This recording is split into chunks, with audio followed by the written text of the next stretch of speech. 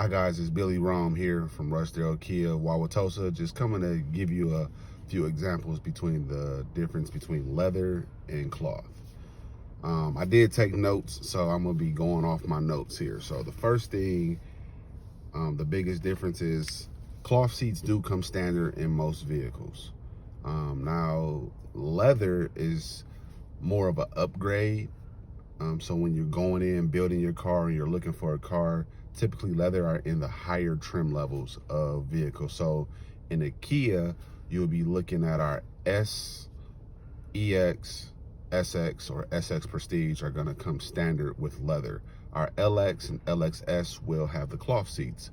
Now, the maintenance is the leather upholstery seats do require some cleaning, and you have to use special chemicals or products for those.